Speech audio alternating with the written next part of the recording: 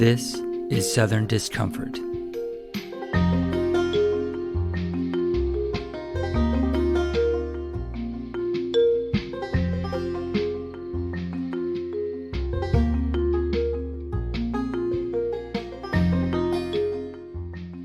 What images spring up in your mind when you think about popular representations of people living in Appalachia?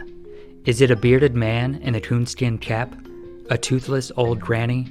Young children running around barefoot in homemade clothes?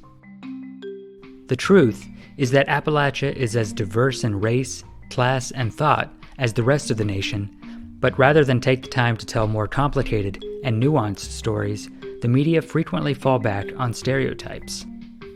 The most recent example, but by no means the last, is director Ron Howard's new film, Hillbilly Elegy, released by Netflix in 2020.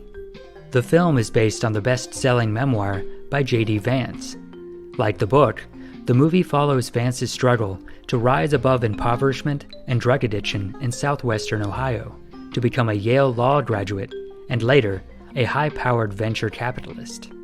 Critics blasted the film as being little more than a, quote, shameless piece of Oscar bait. Nevertheless, the strategy worked. The Academy of Motion Picture Arts and Sciences recently honored Glenn Close with an Oscar nomination for her portrayal of Vance's Mamaw. The fact that Howard's film garnered so much buzz and attention, despite it being mostly negative, is a testament to the power of media.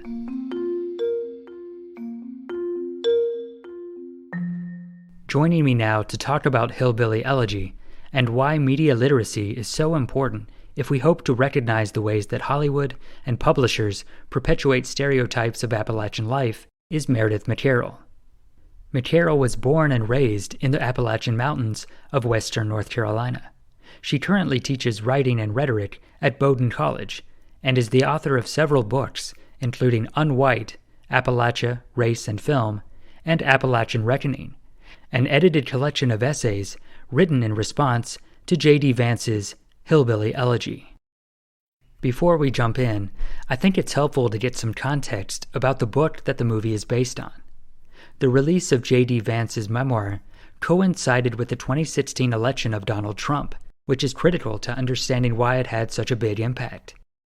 The xenophobic billionaire from New York struck a chord with people living in Appalachia, capturing the Electoral College vote in West Virginia, Ohio, and Kentucky. People wanted to know why, so they turned to Vance's memoir as a guide to understanding the denizens of so-called Trump country.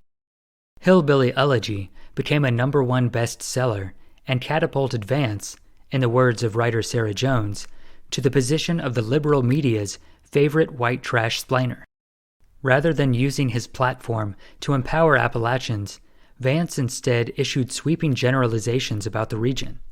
He argued that it was the people themselves, not corporations, federal deregulation, or a lack of social mobility, that were to blame for their own economic depravity.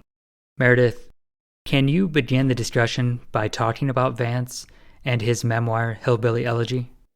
J.D. Vance grew up back and forth with connections in Appalachian, Ohio, and his connections to Appalachian, Ohio, I think are really important to him. And so when he writes this memoir, Hillbilly Elegy, he's writing a lot about the time that he spent there with his grandparents. So it's a memoir of a pretty tough upbringing. And I think that that part is compelling in the way that those stories are compelling to us. It's just a moving human story about someone dealing with challenges and, in his case, overcoming those challenges. And so a big portion of the book really is a memoir about growing up with a mother who deals with addiction and a solid grandmother figure, but kind of an unreliable mother for some complicated reasons. Then he grows up there and makes his way into the Marines, and then eventually is in law school at Yale, and has made his way up and out. And that, I think, in and of itself is a like I said, a compelling story. It's a story we like to hold on to in America for various reasons. The idea of pulling yourself up by your bootstraps is one that for better or worse, we like to read and we like to hear those stories. What happens, though, in Hillbilly Elegy that really is what invited such criticism from a lot of different angles is that Vance does more than just tell his own story. He shifts from first person singular to first person plural.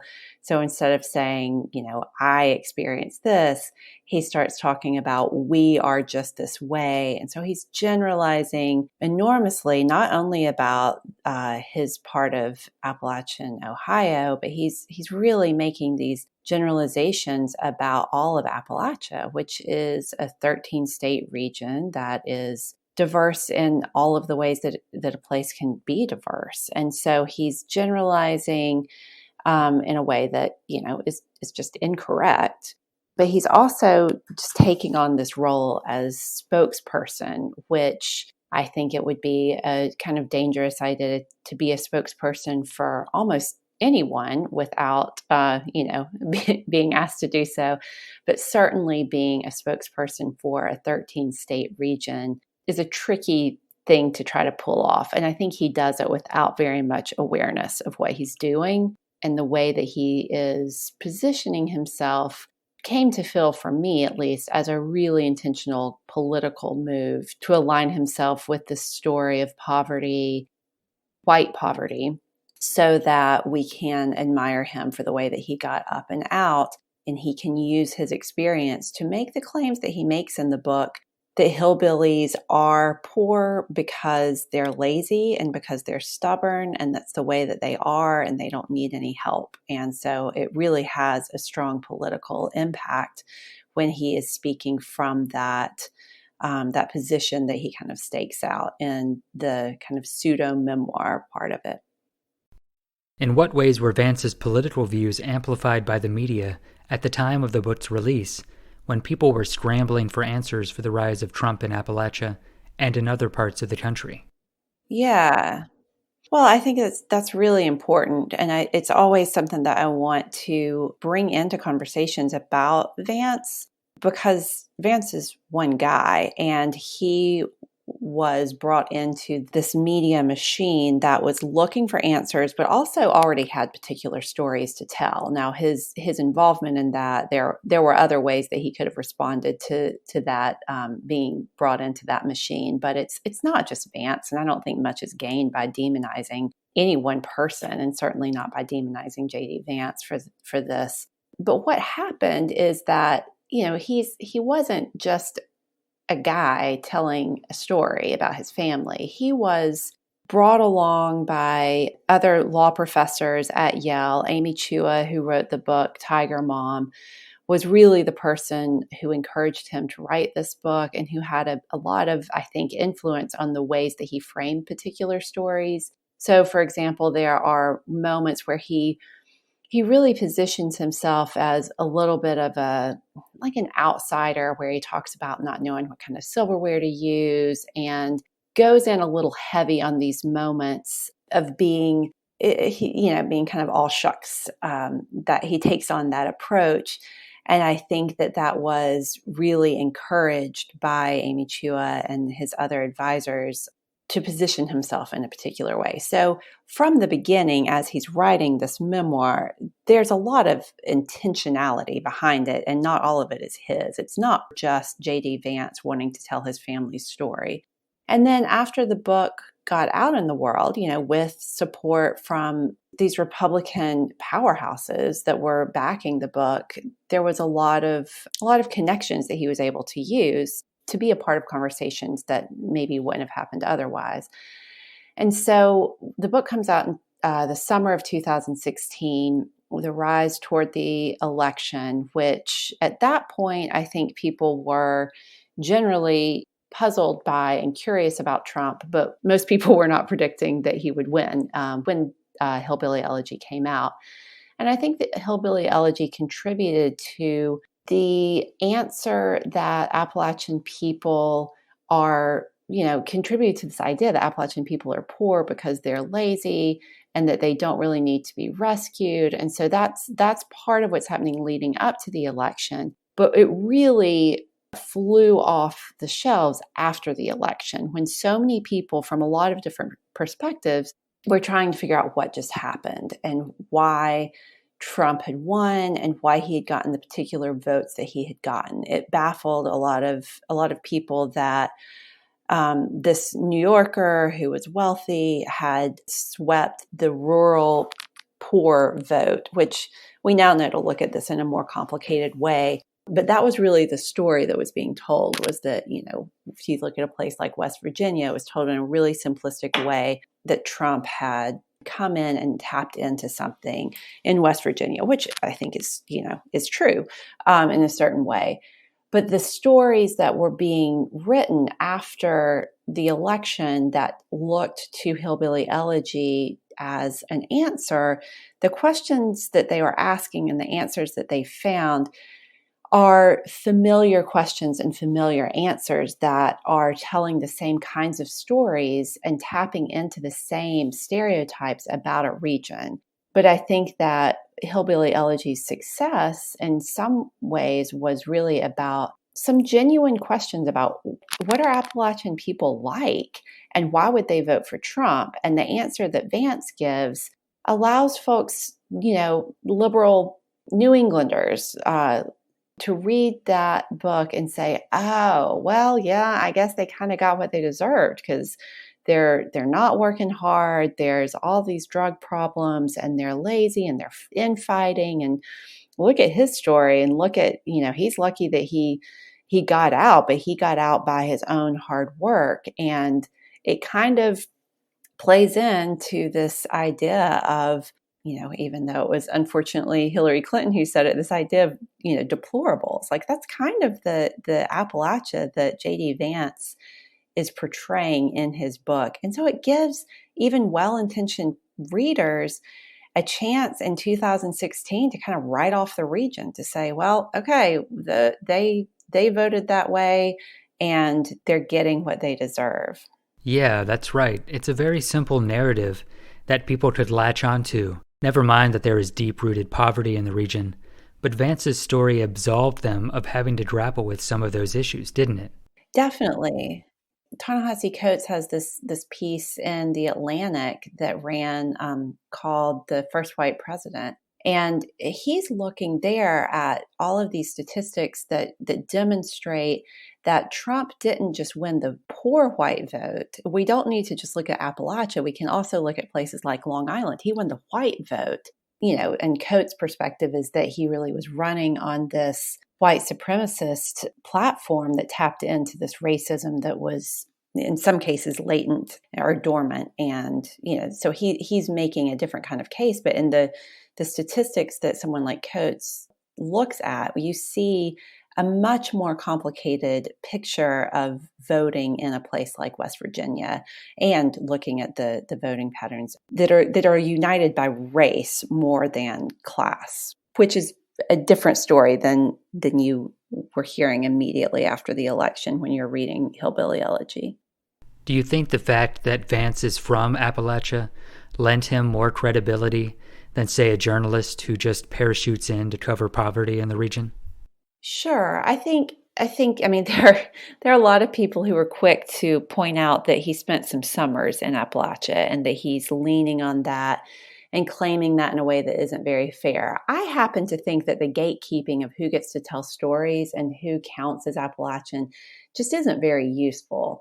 I think that where someone is raised isn't necessarily, I don't think that gives you a passport to write about that place. And so, but to answer your question, yes, I think that he worked really hard to position himself in that way so that he could be a spokesperson. I just happen to have issues with the idea that, I can be a spokesperson for Appalachia because I was born and raised there. I don't think that necessarily gives me the right to do so. I think you have to do the hard work of studying a place and thinking hard about a place to be able to advocate for it. And so, getting to the idea of like Charles Kuralt with Christmas in Appalachia. This is a road, if you can call it that leads to the Pert Creek School in Letcher County, Kentucky. There are tens of thousands of roads like this, winding back along the creeks and hollows of 11 states. And beside these roads, the shacks of tar paper and pine, which are the homes of 1 million permanently poor. That cabin down there belongs to Letcher West. George and Janie and Maggie West use this road to get to school. At this time of year, they never get there with dry feet. You know, back several decades ago during the War on Poverty, McCarroll comes in and tells particular stories about the region, just like so many people from not North Carolina, people from Canada, people from all over the world, but especially the country, came into Appalachia. And what happened there is actually, I think, really similar to what happens in Hillbilly Elegy, which is that journalists and filmmakers came in and they literally drove down the same roads that the previous filmmaker had driven down. And they're literally filming some of the same cabins and some of the same children because they have a preconceived idea of the poverty that they want to find there, the images that they want to find there. I don't know how intentional it is or how much Vance himself had sort of bought into this, but I think he's reproducing those same notions in his own narrative. But he certainly has a different position as an insider that he clings to fiercely. Is that evidence of a feedback loop in which people hear these narratives that are told about their homes, and pretty soon they start to absorb them into their own identities? I think so. I think that you start to absorb them and you start to believe them. And that's why I'm committed to writing about the function of stereotypes in Appalachia. I believe that they matter. And I think that people growing up identifying with the region can buy into these stereotypes. And even though you might have contradictory evidence all around you of what the region really is like, the power of stereotypes is real, and it can have a real effect on the choices you make, leaving the region versus finding a way to stay in the region and bringing jobs there or doing your work there. I mean, there are real effects that happen because of these stereotypes. It's not just about, someone feeling bad about themselves. It affects the choices that people make. Can you talk about the fierce backlash against Vance and Hillbilly Elegy that arose out of Appalachia? Mm-hmm. And also how the response united people who had diverse life experiences and political beliefs? Yeah, absolutely.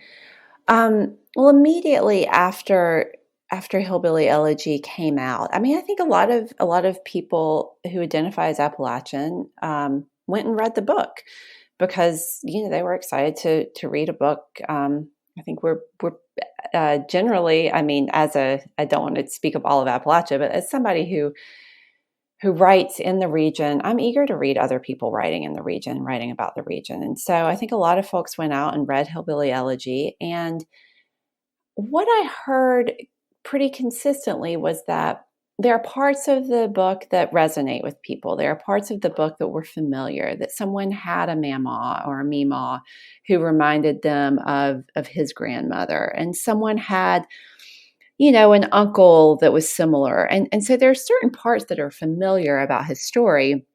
Frankly, I think it is more about class, but there's, probably some region as well.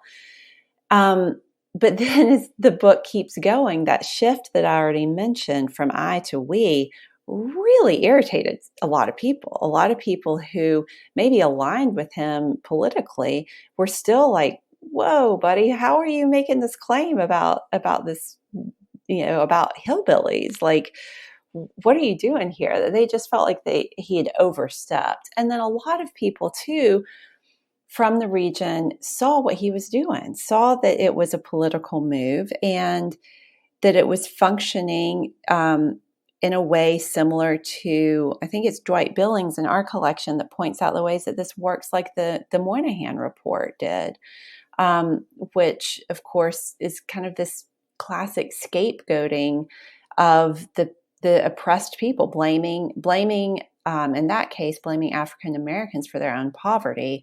And so a lot of people kind of got around the same idea of like, wait a minute, you're blaming poor people for being poor here. What are your plans here? What's at stake? Why are you doing this? And then I think a lot of the people who saw that that was the effect that the book was having, especially after the election and after readership really jumped, and that he was being brought out to speak for the region, and he was accepting all of these invitations and speaking on behalf of the region in this way. That's when I think a lot of people from Appalachia really had had enough and thought, why are you speaking for me? There are more perspectives than the one that you represent, and I need to add my voice to complicate this. So there was some really direct pushback and arguing with him factually, arguing with him a lot of challenges that he just hadn't done his work. He's kind of positioning himself as a sociologist, and he has no sources, and he's referencing people that no one would continue to reference today. He's pretty uninformed in particular ways. There are all kinds of different ways that people really pushed back and challenged Vance and this book. But I think part of it too was just the idea of adding more voices to this one person who suddenly became the spokesperson for the region. I wondered if we could switch gears and talk about the film adaptation of Hillbilly Elegy. Here is a clip from the trailer. Hasta la vista, baby. How many times have you seen this? Oh, about 100. Everyone in this world is one of three kinds. Good Terminator, a bad Terminator, and neutral. You're a good Terminator. Well, I wasn't always. I had to learn. You could too. I love you. I promise that I'm gonna do better. Cutie, you gotta write your own life. Don't make us your excuse, JD. Family's the only thing that means a goddamn. You'll learn it.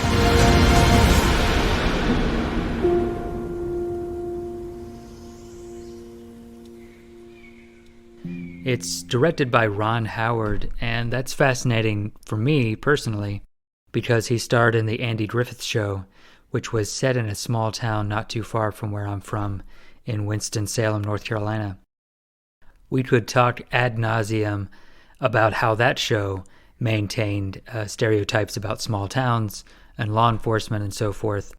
But I wondered if we could talk about Ron Howard's film, Hillbilly Elegy, and why it's such an opportune time to discuss the film as it relates to the perpetuation of stereotypes. I think it's important of Appalachian to talk life. about, because even though J.D. Vance and Hillbilly Elegy are the subject immediately, this is one chapter in a much longer story. I mean, there are, if you spend much time looking at Appalachia and looking at the stories that have been told about Appalachia, you'll see that since it was defined as a region, there has been this tension between people who are telling stories about the place and then those who are the object of those stories telling their own stories and pushing back to complicate.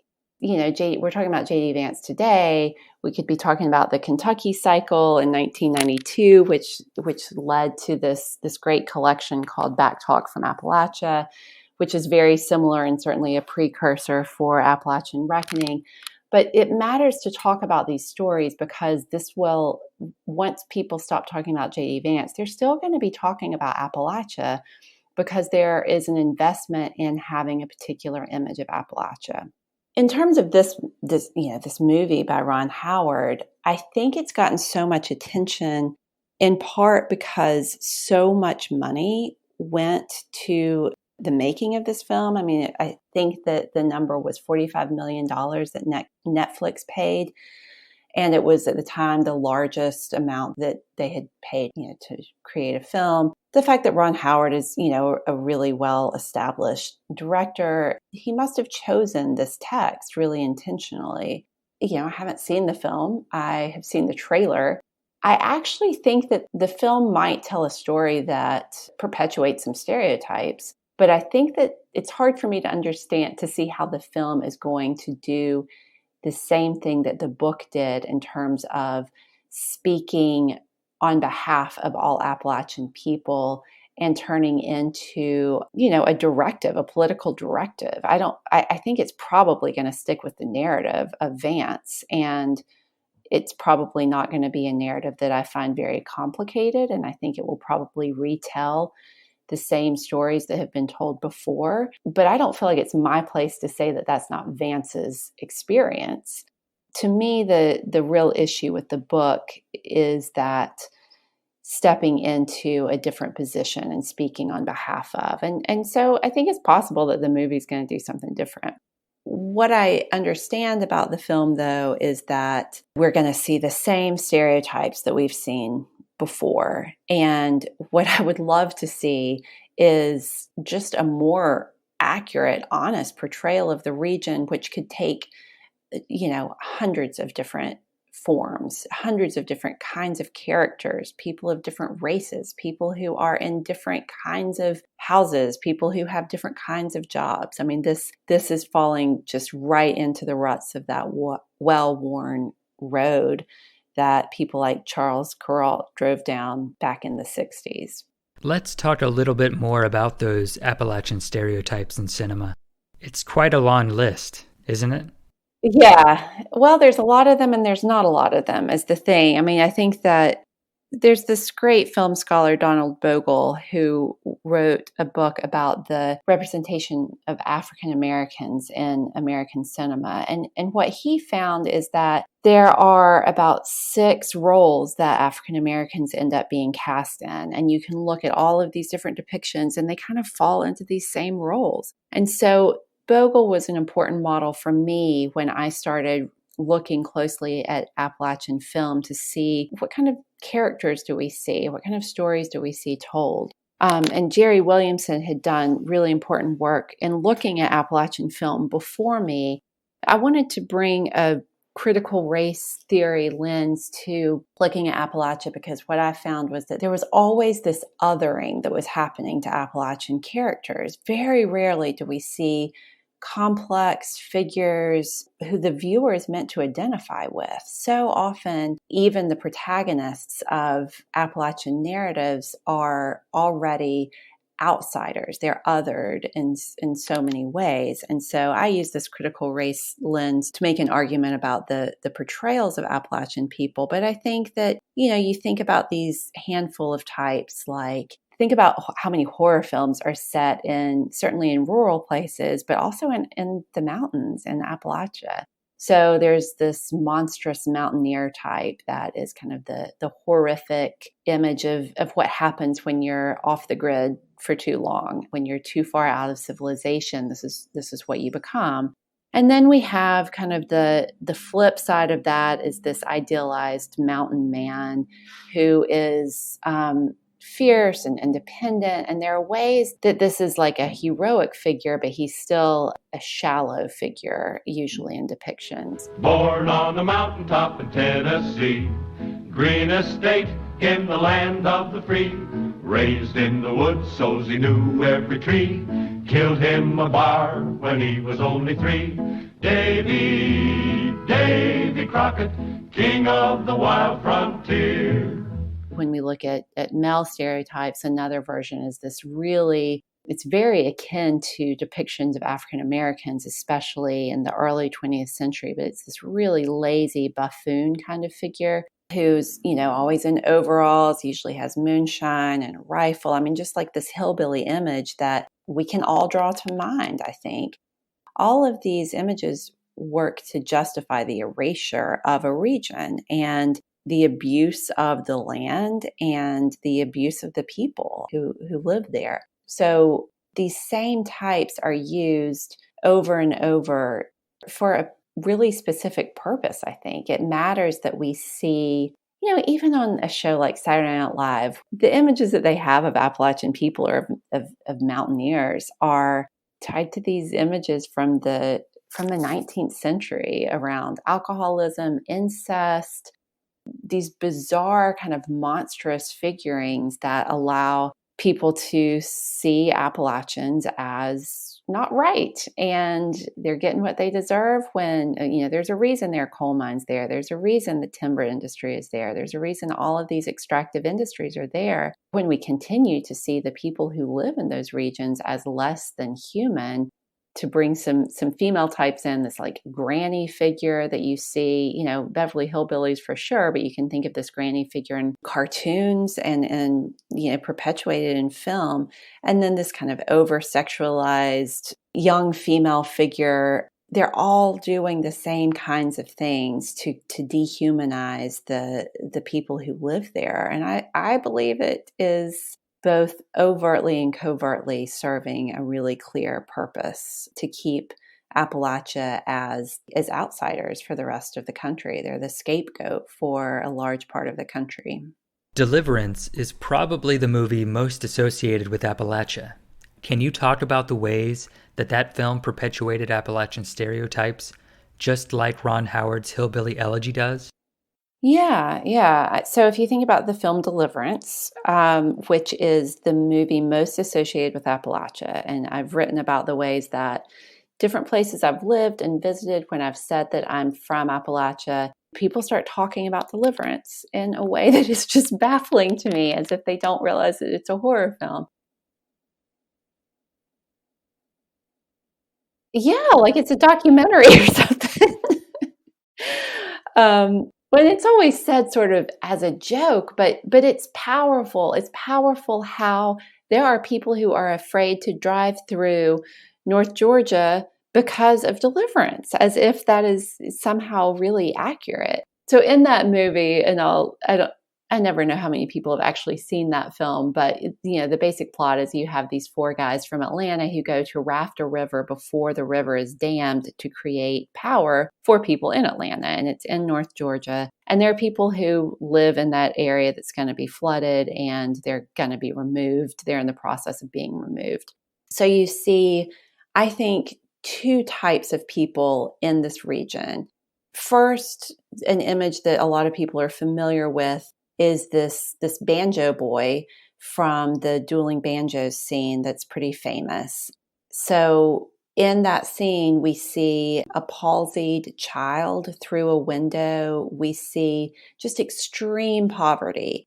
And the Atlantans make jokes about this, and they're sort of interested in it in a certain way, but they're also, really glad that they're just passing through. And so this exchange happens with one of the guys from Atlanta and this boy who is mute throughout the film and is just he's shown to be very strange. And yet he is a savant with the banjo, and they have this banjo duel.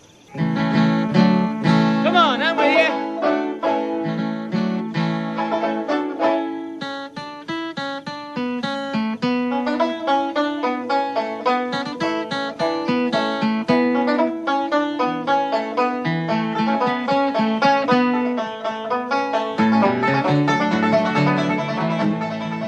And so that kind of, I think, functions to show Appalachian people as just kind of otherworldly, that they're quaint and there's something sort of mystical about them, but they ain't right. It's like they're pre-modern, and you can understand that it's worth their erasure for another power plant. And then the other type that you see are these horrific, scary, scary men who are hunting, and they see these guys who are rafting, and they have guns with them, and they rape one of the men. And it's like this horrific scene. And then the rest of the film really is kind of a survival/revenge plot. And it's justified because of this horrible action that has taken place. And so what ends up happening is that this uber innocent, naive banjo boy gets conflated with this monstrous rapist, and they stand in for Appalachia. And that's what people think of when they think of the mountains, is some weird conflation of these 2 like oppositional characters that are encountered in this film. So I think Deliverance is actually like a pretty complicated and interesting, I think it's an excellent novel. I think it's a pretty complicated and interesting film, But the way that people conceive of Deliverance, the cultural space that that film takes up for people who haven't even seen the film, is the best example I can think of for the power of representation and how representation becomes so much bigger than the thing it's supposed to be representing. Let's talk a little bit about how growing up in Appalachia shaped your own identity and how you describe yourself to others who did not grow up in the region. I moved to Boston after grad school, and saying that I was from Appalachia, and someone did the down, down, down, down, down, down, down, down, down, and I was like, what? Like, I'm from Asheville. Like, Asheville? Like, it's, there's a great art scene, and and people didn't know Asheville at the time, and they were triggered. It was like, call it in one piece I've written, this Pavlovian response to hear Appalachia or to hear mountains or southern mountains, and to think of this scene. And so I didn't know that was going to be the case. I didn't know that people had that association. For me, Deliverance was just like this crazy horror film. And I grew up not far from where it was filmed. And so I remember like Burt Reynolds was on the wall of restaurants in, my hometown because he had eaten there while he was staying nearby doing the filming. And so for me, it was like it was kind of cool that the movie was made not far from where I was from. But I never thought of it as, trying to realistically describe the place I was from. So when I got to different places and introduced myself and realized that this image of Appalachia had gotten there before me, I did what most people do. And I stopped introducing myself as from there. And I would say I was from North Carolina instead. And then I would just not say. And I learned to cover up my accent. And so I changed the way I spoke. I dissociated from the place, in certain contexts. And it was a huge loss. And so when I moved back to the region for grad school, I was so glad to be able to return to a place and remember, like, no, it's really the way I thought it was. It's really complicated. And sure, there are like conservative people and there are liberal people, and there's a little bit of everything. I was in East Tennessee at the time in Knoxville, but it was like I almost had to remind myself that the place that I knew and loved really was as I had remembered it, instead of the way that it had been portrayed and reflected back to me. We discussed a little bit ago the wave of news reporters who descended upon Appalachia throughout the War on Poverty. What role did the news media and documentaries play in shaping the images that people from around the country had of Appalachian life at that time? And then talk about the backlash at those representations, which is very similar to the reaction that arose after the release of Hillbilly Elegy.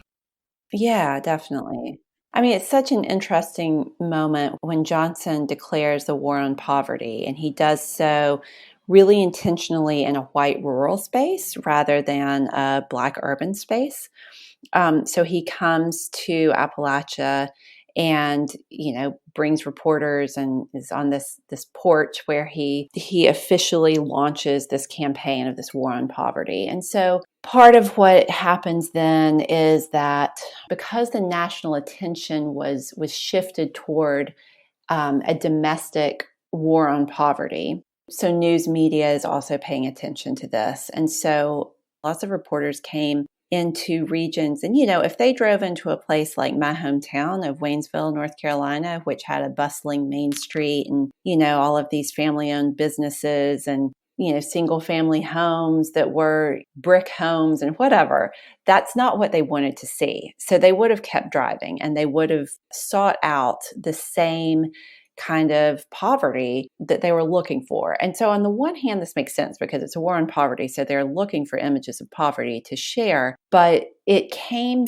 to seem as if anyone living in this region lived in a home like the ones that were depicted in these news stories or these documentaries. It's a little bit of like what we now would think of as parachute journalism, where someone drops in and takes what they need. It certainly paved the way for that, which still happens. But I think that there was just a need to tell the same stories and to tell them quickly. So you have news stories that are functioning in this way. But then you also have documentarians who are probably driven by a lot of different motivations. There's a film called Stranger with a Camera, directed by Elizabeth Barrett, which tells about her experience of growing up in this town that was near where this murder of a Canadian documentarian took place. So this documentarian had come in and had asked to take photographs of this person in his house.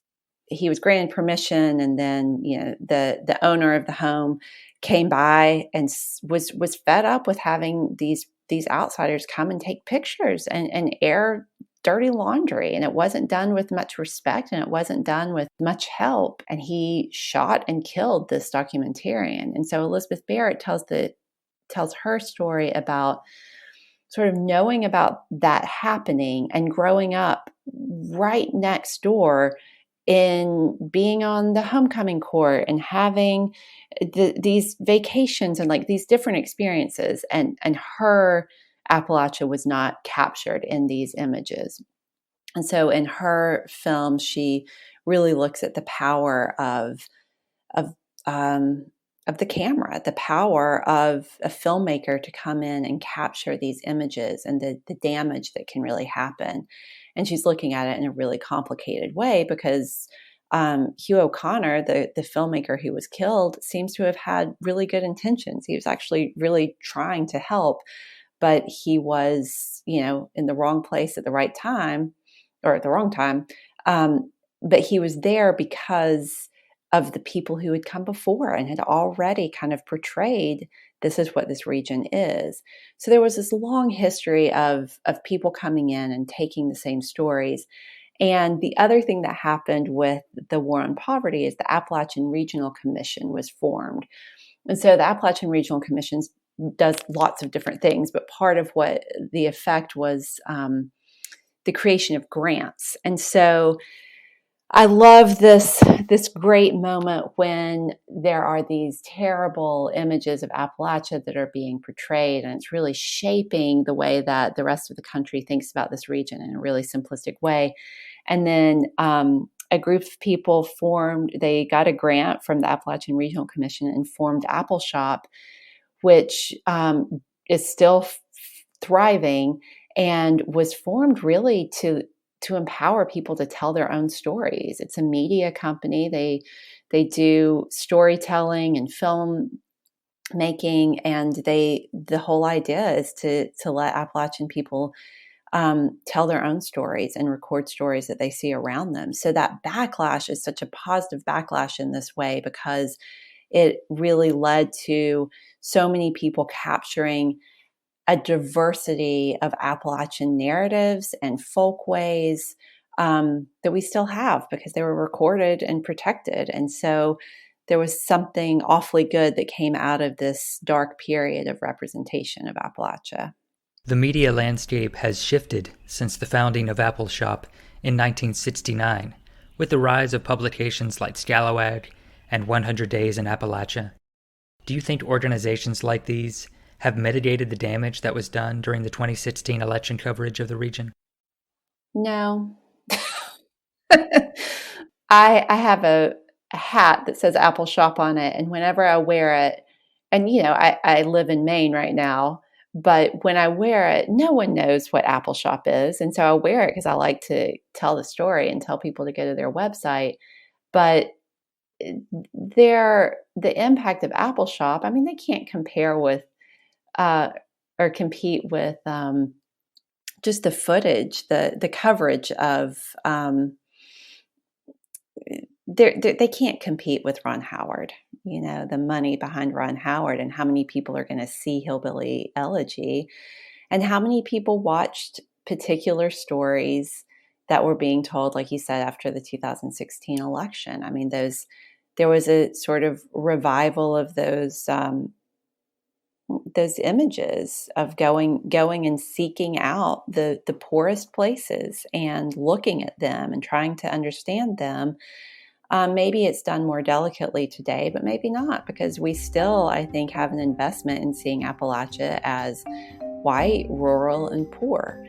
And we, as a nation, derive an enormous amount of our energy from the region and don't like to think about it, and need to have a particular narrow image of the people who live in those regions. McCarroll was born and raised in the Appalachian Mountains of western North Carolina, and is the author of several books, including Unwhite, Appalachia, Race and Film, and Appalachian Reckoning. Music for Southern Discomfort was recorded by Blue Dot Sessions. I'm Jonathan Michaels.